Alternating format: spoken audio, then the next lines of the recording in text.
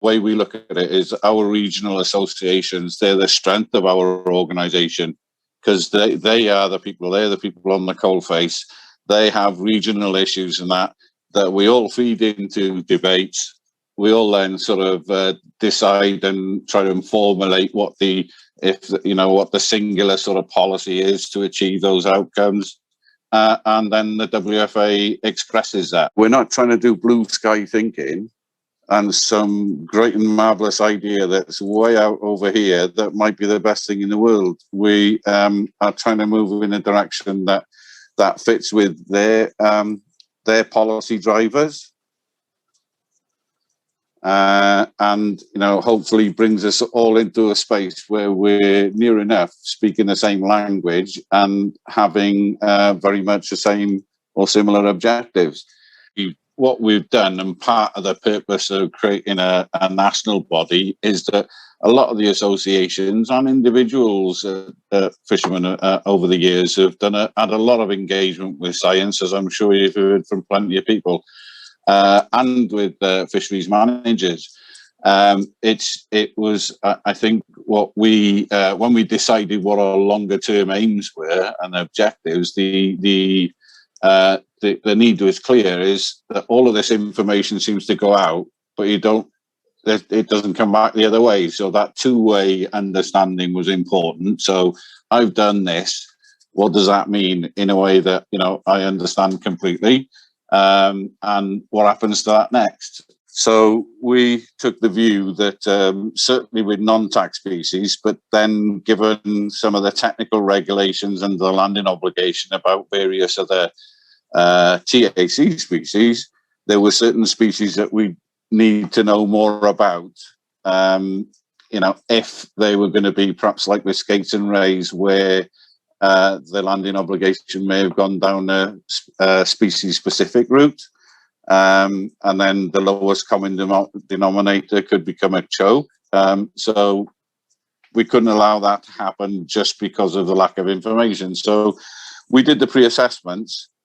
And we've done, just for information, I think it's 27 species and 61 units of assessment out to 12 nautical miles. That will give us a strong indication of where all the evidence gaps are. And what we did at the time that we were putting this application together, we were aware, and we have a long-standing relationship with Bangor University, so we had a couple of discussions with them about the work that we were doing to make sure that there was some provision in the project that they were putting together that they could maybe address some of the evidence gaps as they became available. We included for a template to introduce fisheries improvement programs. So where the flashing lights, perhaps identified a few issues that needed to be tackled, we'd have a template to implement fairly quickly. So that once we're in a position where the evidence is giving us clear indications of what we need to do, then we've then got the instruments to then support any potential management that comes from that.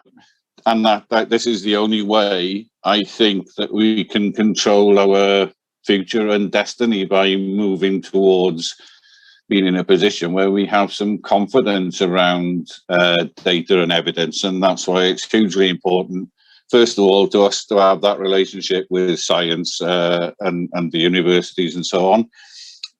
And also then, when you start to develop that, it's important to have the understanding and the engagement involvement from conservation advisors and fisheries managers to move along a path that's evidence-led and move in a certain direction and achieve sustainability.